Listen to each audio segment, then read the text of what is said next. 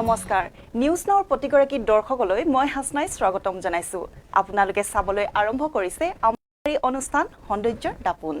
আজিৰ অনুষ্ঠানত আমি আলোচনা কৰিম ফটা চুলি সমস্যাৰ বিষয়ে প্ৰথমে জানো আহক চুলি কি কাৰণত ফাটে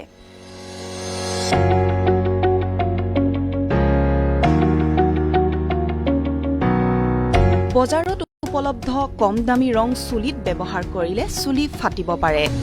সঘনাই কৰা চুলি ষ্ট্ৰেটনিং হাইলাইট বা বেছিকৈ ৰ'দত ঘূৰিলেও চুলি ফাটে বহুদিন ধৰি বেমাৰত ভুগিলেও চুলিৰ আগ ফটাৰ সমস্যা হয় পৰিমাণৰ পুষ্টি যদি চুলিয়ে নাপায় তেতিয়া চুলিৰ আগ ফাটে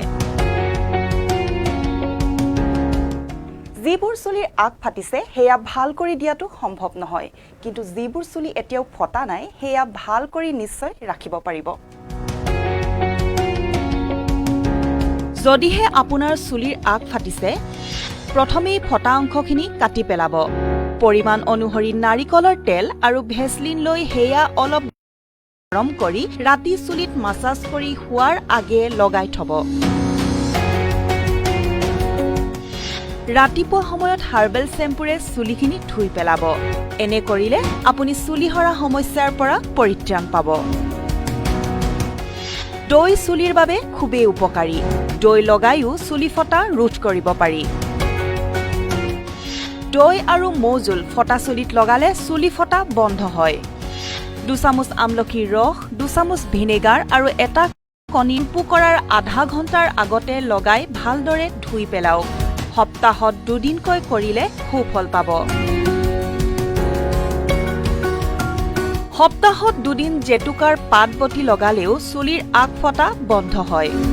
কণীৰ কুহুম 2টা পকা কল 1টা পাউডাৰ গাখীৰ 2 চামুচ নাৰিকল তেল 1 কাপ কমলৈ আটাইখিনি মিক্সিত মিহলাই ল'ব 20 মিনিট ৰাখি পিছত শ্যাম্পু কৰি দিব এনে কৰিলে চুলি ফটাৰ সমস্যাই আপোনাক বিৰক্ত কৰিব নোৱাৰে বেছি কেমিকেল ব্যৱহাৰ কৰা চুলিৰ বাবে এল'ভেৰা 1 কাপৰ লগত 1 চামুচ গ্লিচাৰিন মিহলাই ল'ব 20 মিনিটমান থকাৰ পিছত শ্যাম্পুৰে ধুই দিব সপ্তাহত এবাৰকৈ কৰিলে চুলিখিনি ভালে থাকিব কাৰণ ই চুলিত থকা কেমিকেলখিনি পৰিষ্কাৰ কৰি চুলিখিনি কেমিকেলবিহীন কৰি পেলায়